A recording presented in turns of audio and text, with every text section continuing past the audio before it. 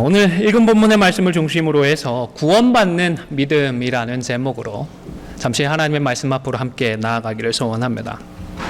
오늘 본문은 예수님께서 공생애를 마무리하시면서 십자가의 구원을 성취하기 위해 예루살렘으로 가시는 도중에 일어난 사건입니다. 그 당시에 갈릴리에서부터 예루살렘으로 가는 길은 두 가지 루트가 있었다고 합니다. 화면에 보시면 화살표 반대 방향으로 생각을 하시면 되겠습니다. 지금 보이는 화면의 화살표는 예루살렘에서 갈릴리로 가는 방향으로 표시가 되어 있고, 반대 방향으로 생각을 하시면 갈릴리에서부터 예루살렘으로 가는 방향이 됩니다. 첫 번째는 요단강을 따라서 여리고를 지나서 예루살렘으로 올라가는 길입니다. 화면에 빨간 줄로 표시되어 있는 루트입니다. 그리고 다른 하나의 길은 사마리아를 통과해서 올라가는 길이 있었습니다.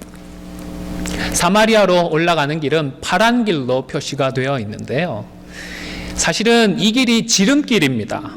한 3일 정도만 가면 예루살렘에 도착할 수가 있었는데, 유대인들은 이 지름길이 아니라 요단강으로 해서 돌아가는 길을 주로 이용을 했습니다. 왜냐하면 사마리아에 사는 사람들을 경멸하고 증오했기 때문입니다.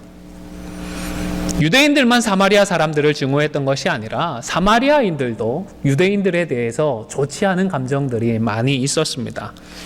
수백 년에 걸친 감정의 골이 파여 있기 때문입니다. 북왕국 이스라엘이 아수르에 의해서 무너졌습니다. 이 아수르는 북왕국 이스라엘에 있던 일부 주민들을 다른 지역으로 이주를 시키고, 또 다른 지역의 사람들을 북이스라엘 지역으로 이주를 시켰습니다. 그리고 서로 결혼을 하게 만들었습니다. 그러다 보니까 순수한 이스라엘의 혈통은 사라지고 혼혈민족인 사마리아인들이 생겨났습니다.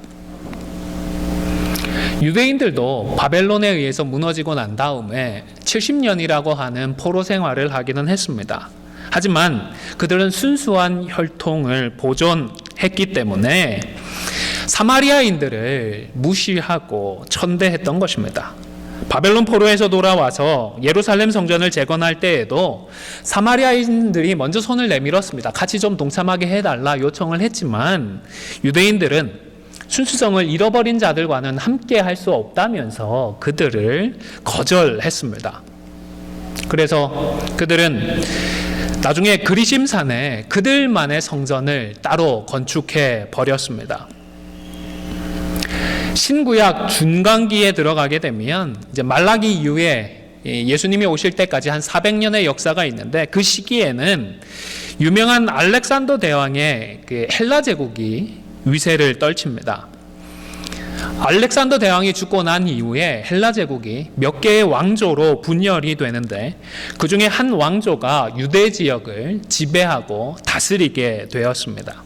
그런데 한참을 그들의 지배를 받다가 유대 지역에서는 마카비 혁명이 일어납니다.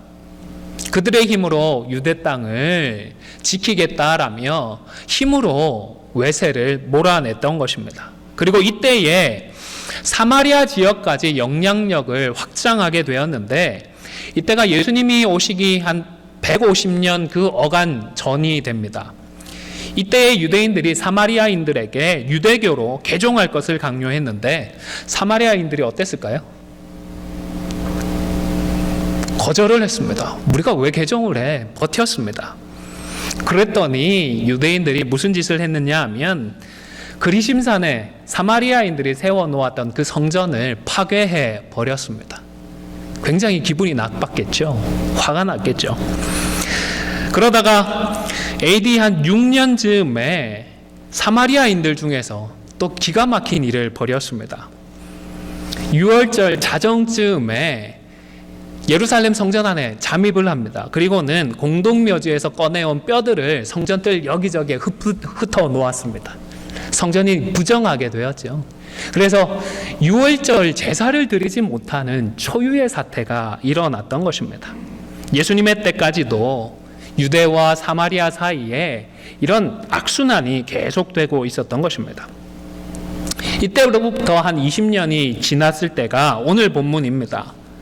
여전히 서로를 향한 적개심이 사그러들지 않고 있을 때였습니다. 그러나 예수님은 다른 유대인들과는 달리 굳이 이쪽 길을 택하셨습니다. 그냥 길만 가신 것이 아니라 마을 안으로까지 들어가셨습니다. 유대인이, 그것도 유명한 선생이 사마리아의 한 마을 안으로 들어간다는 것은 그들을 향한 긍휼과 사랑의 마음이 어떠했는지를 잘 보여주는 행동인 것입니다. 아마 그래서겠지요. 10명의 나병 환자들도 용기를 내었습니다. 예수님께 큰 소리를 내어서 자신의 병을 고쳐줄 것을 요청했던 것입니다. 그리고 이것은 믿음을 향한 행보의 시작이었습니다. 여러분, 믿음은 우리가 인격적인 관계에서 자주 사용하는 평범한 방법입니다. 소수의 사람들만 사용할 수 있는 특별한 방법이 아닙니다. 우리 남편 되신 분들 여쭈어 보겠습니다. 아내를 믿으시죠? 신중하게 생각하시고 크게 대답해 주셔야 됩니다. 아내를 믿으시죠? 네, 감사합니다. 우리 아내분들 남편을 믿으시죠? 네, 감사합니다. 큰일 날 뻔했습니다. 부모를 믿고 자녀를 믿습니다. 우리가 모두 믿음을 사용하고 있는 것입니다. 이때의 믿음과 하나님에 대한 믿음이 다른 종류의 믿음이 아닌 것입니다.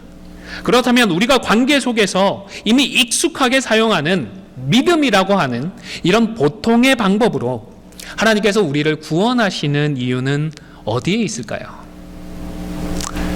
비록 사람들이 완악하고 강팍해서 그냥은 회개하지 않기 때문에 어쩔 수 없이 주권적으로 선택을 해서 일부만이라도 구원을 하시지만, 그래도 모든 사람이 구원을 받으면서 진리를 아는 데에 이르기를 원하시는 우리 하나님의 진심이 바로 여기에서 드러나는 것입니다. 다시 말해서 능력이 부족해서, 능력이 안 돼서 구원받지 못하는 일은 없도록 하셨던 것입니다. 10명의 나병 환자들은 그동안 전해 들었던 이야기들을 종합해서 그들이 가지고 있는 믿음을 사용했습니다. 그들은 예수님이 나병에 걸린 사람이라도 외면하거나 무시하지 않고 불쌍히 여기시고 사랑해 주는 분이라고 믿었던 것입니다. 그리고 의사들은 고치지 못하지만 예수님은 원하시면 자신들의 병을 고쳐줄 수 있는 분이라는 사실을 믿었던 것입니다. 그리고 그 믿음을 사용했습니다. 누군가의 병을 고쳐주셨던 예수님이라고 머리로 알고 끝나버린 것이 아니라 나의 병도 고칠 수 있는 분임을 믿고 그 믿음을 실제로 사용해서 큰 소리로 예수님, 우리를 불쌍히 여기시고 우리의 병도 좀 고쳐주십시오 요청을 했던 것입니다. 우리 성도들은 믿음이라는 단어를 정말 많이 들었고 많이 사용하고 있습니다. 그런데 이 믿음이라고 해서 다 같은 믿음은 아닌 것 같습니다. 사도 바울에 따르면 연약한 믿음이 있다고도 했고, 파선한 믿음이 있다고도 했고, 또 행함이 없는 죽은 믿음도 있다. 야고보 사도가 이야기를 했죠. 그런가 하면 굳건한 믿음도 있다라고 이야기를 했습니다. 사도들만 이렇게 구분을 한 것이 아니라 예수님도 구분을 하셨습니다. 예수님은 적은 믿음이 있는가 하면 큰 믿음을 언급하시기도 하셨습니다. 하나님께서 우리를 교회로 부르신 이유는 파선하거나 그냥 행함이 없는 죽은 믿음이 아니라 굳건한 믿음의 자리로 우리를 자라게 하시고 굳건하게 온전한 믿음을 지켜가도록 우리를 교회로 불러주셨던 것입니다. 자, 그러면 오늘 본문에서 특별히 13절에서 10명의 나병 환자들이 사용했던 믿음은 어떤 믿음일까요? 믿음일까요? 믿음이 아닐까요? 믿음은 믿음입니다. 그러나 구원을 받을 정도의 믿음은 아니라고 말씀을 합니다. 왜냐하면 나중에 예수님께서 구원을 받았다라고 인정해 주신 사람은 몇 명이었죠? 10명이 아니라 단 한 명이었기 때문입니다. 분명히 믿음을 사용해서 예수님께 고쳐달라고 간청을 했지만 지금 이 믿음은 구원받을 그런 종류의 믿음은 아니었던 것입니다. 종교개혁자 존 칼빈도 지금 이들이 약간의 신앙을 가지고 있었다라고 평가를 했습니다. 그러나 동시에 약간의 믿음을 가지기는 했지만 성령으로 거듭나지는 못했다라는 사실은 확실하다라고 주장을 했습니다. 아직 중생하지는 못했다라는 의미겠죠. 잘못하면 사그러질 수도 있는 일시적인 믿음에 불과했던 것입니다. 이러한 믿음은 개인의 필요에 기초한 믿음이었습니다. 분명히 나름 절박하고 절실해서 작은 믿음이라도 사용을 하기는 했지만 그러나 이런 믿음으로는 구원에 이를 수가 없었던 것입니다. 그러나 그렇다고 해서 이런 믿음을 마냥 무시할 이유는 없습니다. 이런 수준의 믿음이라도 계속 사용을 하면 점점 믿음이 자라기 때문입니다. 믿음을 사용하면 구원을 받는 믿음의 수준까지 자랄 수가 있는 것입니다. 그래서 이들의 믿음이 어느 정도인지 예수님도 아시면서 이들을 타박하거나 책망하지 않으시고 믿음을 사용할 수 있도록 새로운 말씀을 주셨던 것입니다. 뭐라고 말씀하셨죠? 제사장에게 가서 몸을 보이라고 말씀해 주셨던 것입니다. 그런데 여러분, 예수님이 이 사람들의 병을 언제 고쳐주셨죠? 먼저 고쳐주시고 제사장에게 가서 보이라고 하셨나요? 아니면 제사장에게 가라고 말씀하신 이후에 거기에 순종을 하니까 중간에 병이 고쳐졌나요? 2번이지 않습니까? 왜 예수님께서 먼저 고쳐주신 다음에 이제 깨끗해졌으니까 제사장에게 가서 몸을 보이라고 말씀하지 않으셨을까요? 지금 예수님은 이들이 개인적인 필요에 기초한 믿음에서 이제는 말씀에 순종하는 믿음으로 성장하기를, 자라나기를 기대하셨던 것입니다. 그리고 감사하게도 10명의 병자들은 모두 예수님의 말씀에 순종해서 제사장에게 몸을 보여주기 위해 길을 떠났습니다. 처음에는 어떤 종류의 믿음이었든지 간에 그 믿음을 사용해서 말씀을 들을 수 있는 자리로 나아갔고 말씀을 듣고 그 말씀에 순종하게 되면서 그 다음에 믿음의 단계로 성장할 수 있는 기회를 얻었던 것입니다. 여러분, 이것만 해도 엄청난 변화입니다. 이것만 해도 한층 성숙한 믿음임에 틀림이 없습니다. 생각을 해보시기를 바랍니다. 여전히 자신들의 몸에는 변화가 있나요? 없나요? 없습니다. 진물이 나고요. 냄새도 나고 있을 것이고요. 누가 봐도 병세가 완연한 상태였습니다. 말씀에 순종하기는 했지만 이대로 제사장에게 가면 제사장을 만날 수 있을지조차 모릅니다. 사람들이 그 전에 돌멩이를 들어서 집어 던질지도 모르는 일입니다. 그래도 이들은 예수님의 말씀에 순종을 해서 길을 떠났던 것입니다. 귀한 순종을 보여주었던 것입니다. 그리고 이렇게 믿음을 다시 사용했을 때에 이들에게 말씀의 능력이 나타났습니다. 믿음의 열매가 맺혔던 것입니다. 가는 도중에 어떻게 됐죠? 가는 도중에 몸이 깨끗하게 나았던 것입니다. 믿음을 사용해서 말씀에 순종하니까 예수님께서 이들의 병을 깨끗하게 고쳐주셨던 것입니다. 그저 몸속에 남아있는 병원균만 없애주신 것이 아니라 이제는 병이 나았구나라고 본인들이 느껴질 정도로 환부들까지 깨끗하게 회복시켜 주셨던 것 같습니다. 여러분, 믿음은 이렇게 사용하는 것입니다. 사용해서 또 다른 성숙된 믿음의 자리로까지 자라나야 하는 것입니다. 머릿속에만 잘 정리해두고 있는 것이 아니라 꺼내어서 구체적인 상황에 사용을 하는 것이 믿음입니다.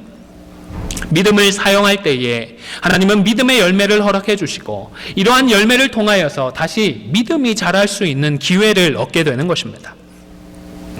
우리가 믿음을 사용했을 때에 믿음의 그 열매들을 경험하게 되면 정말 신이 납니다.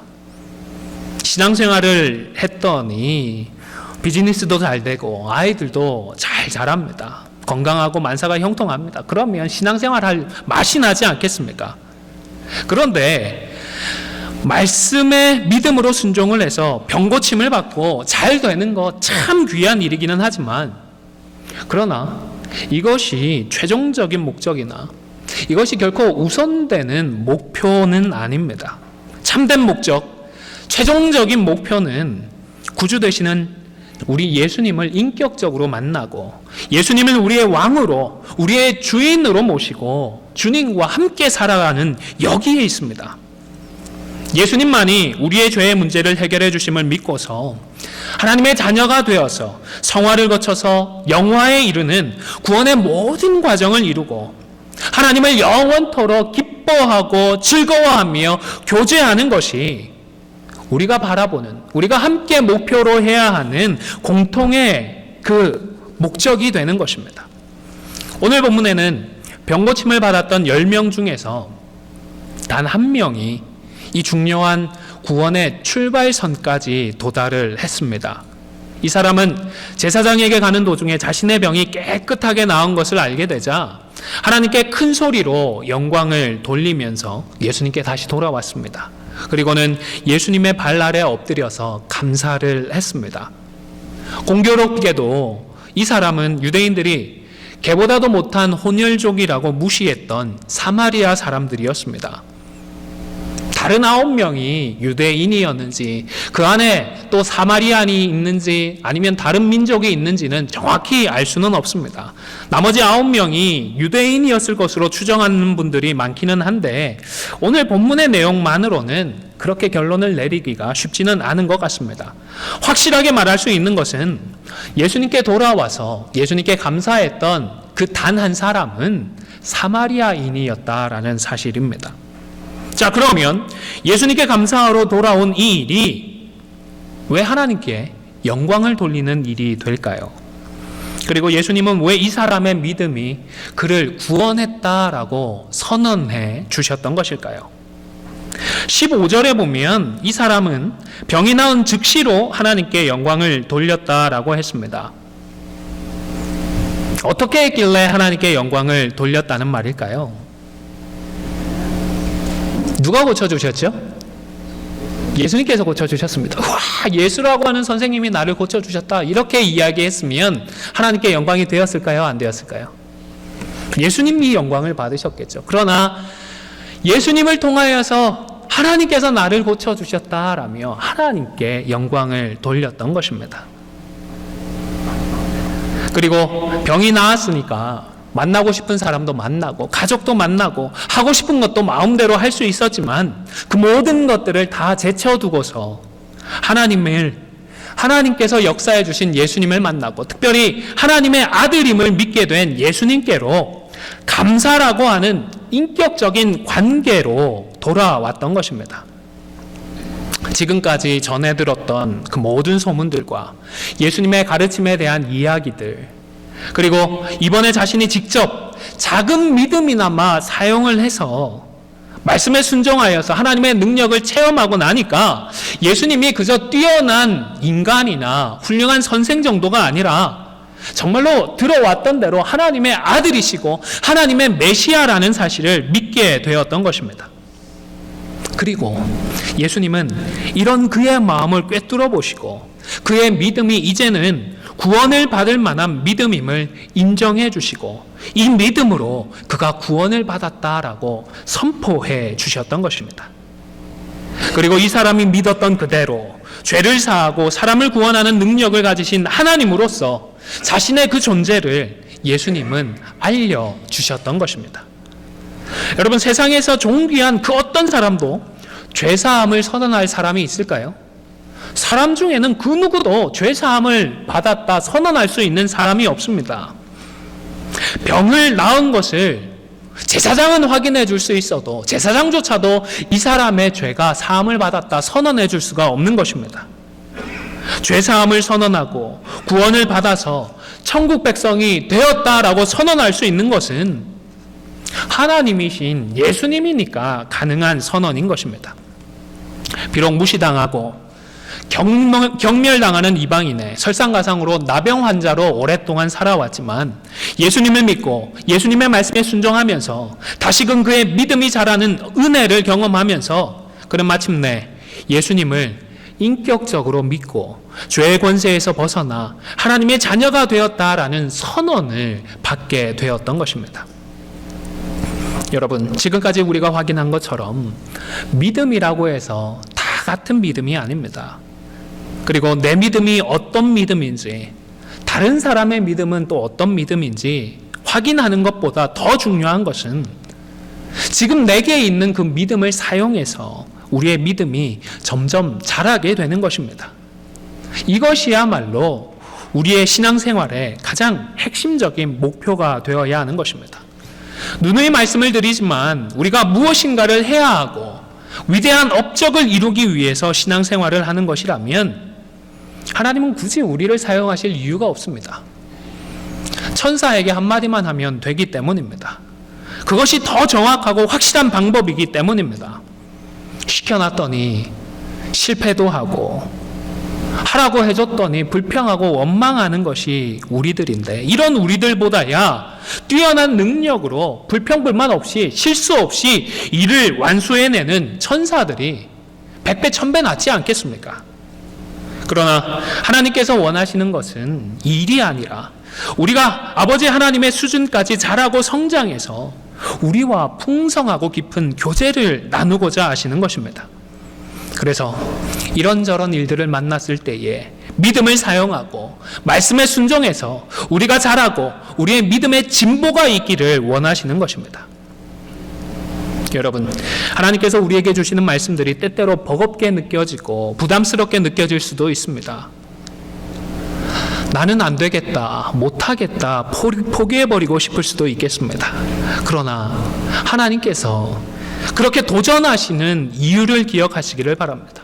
우리를 하나님의 수준으로까지 마침내 자라게 하셔서 우리와 교제하고자 하시는 그 마음을 잊지 마시기를 바랍니다. 그래서 작은 믿음이라도 직접 사용하셔서 말씀에 순종하십시오. 그리하여 말씀의 열매를 추수하는 복을 누리고 그 축복을 통하여서 구원을 얻는 믿음의 자리로까지 성장하는 은혜를 누리실 수 있기를 주님의 이름으로 간절히 축원을 드립니다. 두 번째로, 이기적이고 자기중심적인 믿음은 경계해야 합니다. 그저 작은 믿음, 부족한 믿음 정도만 있는 것이 아니라 우리가 경계해야 할 종류의 믿음도 있습니다. 엄밀히 말해서 믿음이라고 할 수 없는 믿음도 있더라는 것입니다. 구약 성경에 보면 여로보암이라고 하는 인물이 있습니다. 이 사람은 솔로몬이 죽은 이후에 이스라엘이 남과 북으로 나뉘어질 때에 북쪽 이스라엘의 첫 번째 왕이 된 인물입니다. 그런데 열왕기상 12장에 보면 이스라엘의 왕이 된 이후에 그가 무슨 일을 했는지 기록이 되어 있습니다. 화면을 보시면서 29절까지의 말씀을 함께 읽도록 하겠습니다. 시작. 만일 이 백성이 예루살렘에 있는 여호와의 성전에 제사를 드리고자 하여 올라가면 이 백성의 마음이 유다 왕 된 그들의 주 르호보암에게로 돌아가서 나를 죽이고 유다의 왕 르호보암에게로 돌아가리라 하고, 이에 계획하고 두 금송아지를 만들고 무리에게 말하기를 너희가 다시는 예루살렘에 올라갈 것이 없도다. 이스라엘아, 이는 너희를 애굽 땅에서 인도하여 올린 너희의 신들이라 하고, 하나는 베델에 두고 하나는 단에 둔지라. 여러분, 정치적으로만 생각을 하면 이 여로보암은 정말 지혜롭고 명석하게 행동을 했습니다. 민심이 이반되는 것을 성공적으로 막아냈기 때문입니다. 그러나 신앙적으로 보면 어떻습니까? 우리가 경계해야 할 믿음을 가진 인물이었던 것입니다. 왜냐하면 자신의 정치적인 입지라고 하는 이기적인 목표를 위해서 자기가 편한 대로 하나님과 그리고 하나님에 대한 신앙을 이용했기 때문입니다. 여로보암에게 믿음이 있었을까요? 없었을까요? 저는 있었다고 생각을 합니다. 믿음이 전혀 없었다면 금송아지조차 만들지 않았을 것이기 때문입니다. 자기가 믿는 대로 하나님은 없다 선언해버리고 더 이상 하나님이 없기 때문에 제사 드릴 이유도 없다라고 주장을 했겠지요. 무신론자는 아니었지만 자신에게 편리한 대로 말씀을 바꿀 수 있다고 믿고 자신의 뜻과 계획을 하나님의 뜻과 계획에 맞추는 것이 아니라 오히려 율법을 자기 생각대로 뜯어 고쳐버렸던 것입니다. 그가 무신론자는 아니었다라는 사실을 분명하게 증명해 줄 수 있는 다른 사건이 성경에 또 있습니다. 열왕기상 14장 1절에서 5절까지의 말씀도 화면을 보면서 같이 읽도록 하겠습니다. 시작. 그때에 여로보암의 아들 아비야가 병든지라.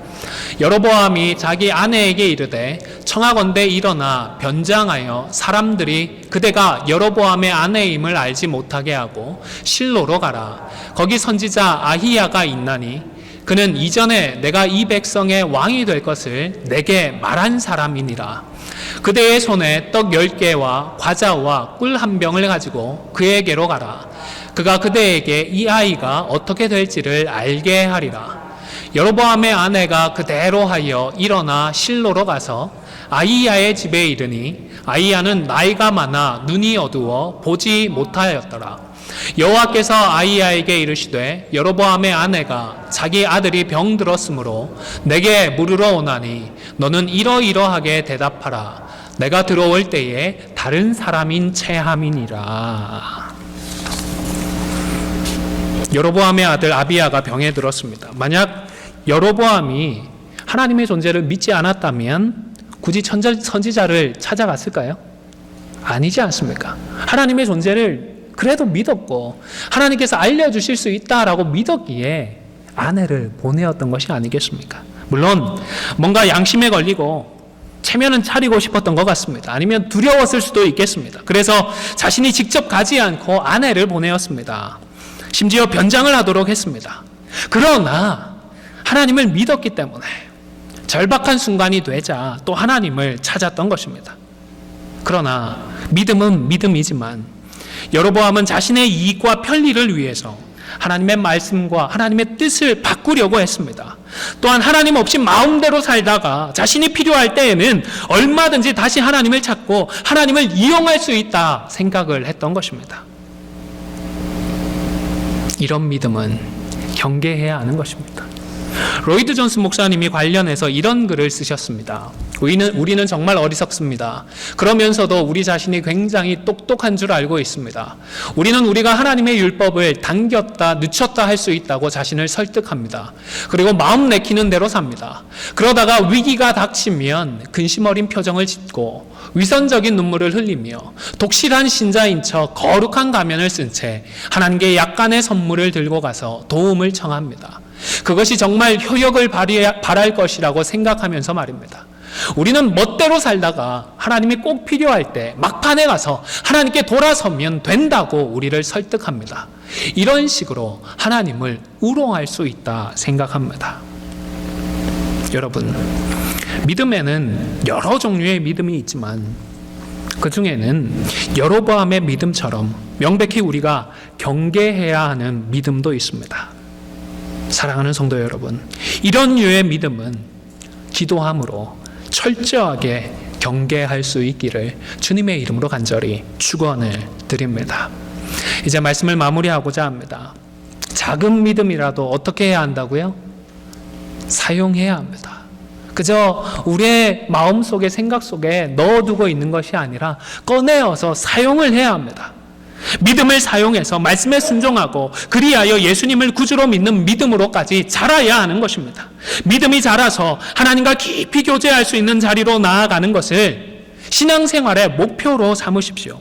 동시에 이기적이고 자기중심적인 믿음은 경계해야 합니다. 인간적으로만 생각을 하면 우리의 필요만 충족되면 그것이 다 된 것 같습니다. 이 땅에서 복받고 형통하면 만사 오케이인 것 같습니다. 그러나 하나님께서 우리를 향하여서 바라고 계시는 것은 이 땅의 것이 아니라 영원한 것입니다. 영생의 복락을 누리기를 원하십니다. 하나님을 설득하고 하나님을 바꾸고자 하는 것은 참된 믿음이 아닙니다. 반대로 하나님의 말씀을 듣고서 우리의 마음과 생각을 바꾸어 순종하는 것이 참 믿음입니다. 인격적인 교제를 통하여서 우리 주님을 닮아가는 믿음이 참 믿음입니다. 이러한 참 믿음이 하나님께 인정을 받고 구원을 받는 참 믿음인 것입니다. 우리 말씀을 기억하면서 이 시간 합심해서 잠시 기도하도록 하겠습니다.